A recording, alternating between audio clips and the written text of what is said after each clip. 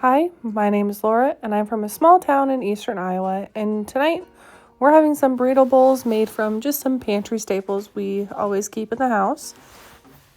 So first I want to get my beans going, and I find it easier to keep dry beans on hand versus canned beans. The only exception I make to that is like baked beans. So I'm going to do some black beans, and I found the easiest method for me because I never remember to like pre-soak them or anything. So I use my Instant Pot, which is actually a crock pot, express pot, but for me it's the same thing. So I got my beans out of the pantry, and that bag next to it is some ginger I always keep in the freezer, and then an onion. And I am just putting the whole onion in there. All I want it to do is to impart its flavor onto the beans. I'm not actually going to use the onion to like serve to eat. And then, I don't know, I just really like the little bit of ginger in it. I don't know, I'm sure there's some benefit to adding it, but I like the flavor. So I just hunk off a chunk and pop it in, and I'll just throw my ginger back in the freezer, and it's nice to always keep on hand. So tonight I'm going to do twice as many beans as I would normally do. Normally I would just do a cup, but I want to have some left over for lunch because these beans are really good. You could just eat them on their own. And I also have a freezer meal planned that I want to do for one of my best friends is having a baby, so I want to give her some postpartum meals to put in her freezer. And one of them I need beans for, so I might as well cook them now so I have them ready to throw that meal together. And I'm just going through my beans to make sure there's nothing weird in there and a bean doesn't look funny. I don't know. Now, when it comes to how much water to put in, I don't know what you're supposed to do, but I usually do 2 parts water to 1 part bean, so I'm adding 4 cups of water.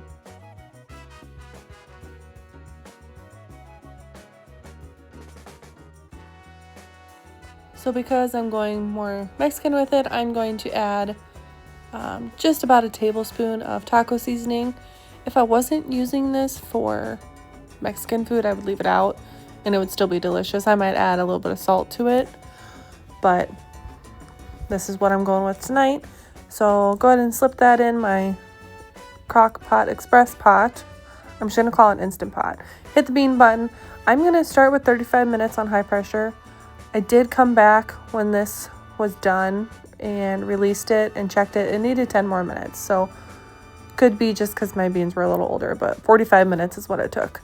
So I'm going to throw together a quick corn salsa, canned corn, and I'm going to use about half this jar of home canned salsa and mix it together. I didn't really want the tomato in this, but I didn't have a jalapeno, so this was the next best thing. But it turned out fine anyways. It was good.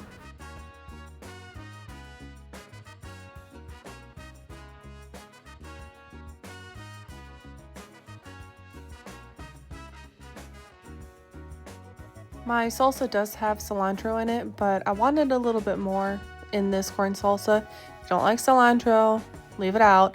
We really love cilantro at our house.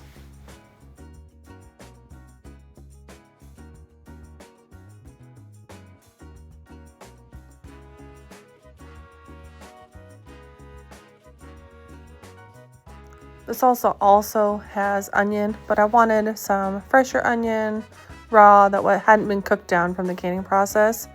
So I grabbed one of these red onions and it had this little friend hooked on. So never seen that before on a red onion.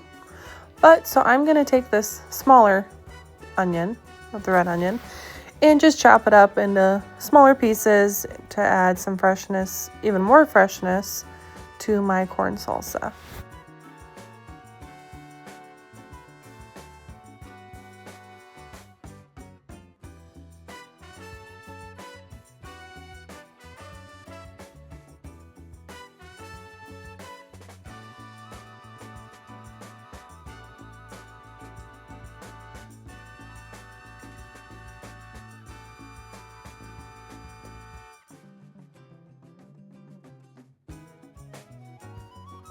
I would 1,000 times make this exact corn salsa recipe again. It was really good with chips.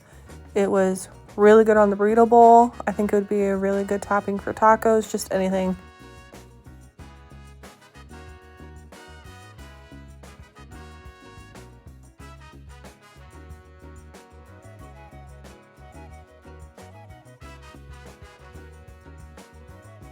All right, my beans are done. I'm just gonna scoop them out, take out the onion and ginger. Like I said, I had to do another 10 minutes on high pressure. So if you're gonna do it and your beans maybe have been in your pantry a little while, do 45 minutes. But look at them, they look so good and they're delicious. So now I rinsed out my pot and I'm going to make some rice, some Mexican rice, if you wanna call it that. And I am doing 2 cups of just regular white long grain rice, if you will.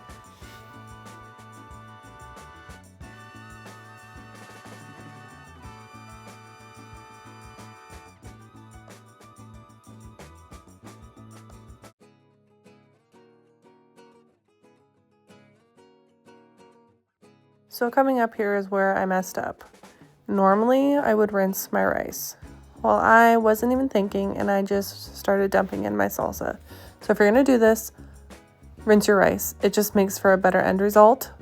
So, but I'm throwing in the rest of that jar of salsa. Normally I do a 1-1-1 ratio. So 1 cup of rice, 1 cup of salsa, 1 cup of water. So this one I would have done 2, 2, and 2. Well, I had that little bit of salsa left over and I didn't want it to go to waste. So a little extra salsa and it will be fine. So there's my 2 cups of water.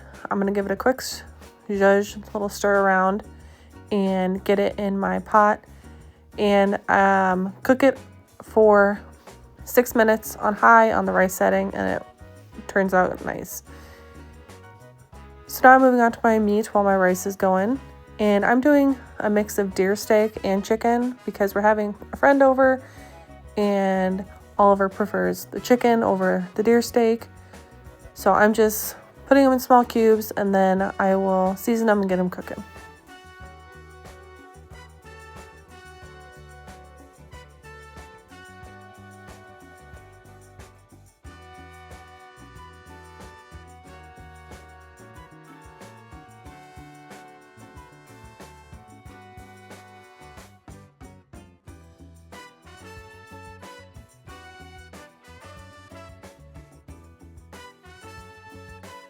I'm just gonna cook all my meat in this cast iron pan. I put a little bit of olive oil at the bottom and I'm just gonna season with taco seasoning.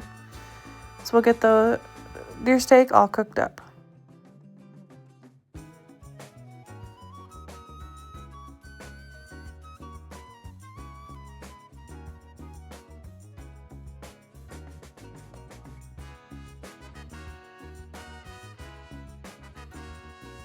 So now I've got 1 package of Costco chicken thighs. Same thing, I'm just gonna season with taco seasoning and get it cooked through. I forgot to record what the rice looked like when it was done, but a couple days later I made more rice, so I thought I'd show you here real quick how it turns out. And this is if you rinse it. So just imagine a little clumpier if you don't rinse it. But beautiful. It has really good flavor from the salsa and it was really good. So this is later on with that same batch of rice. But here is dinner that first night I remember to record after I put it all together. They looked beautiful. You eat with your eyes. And of course, coming up here is leftovers. And thanks for watching.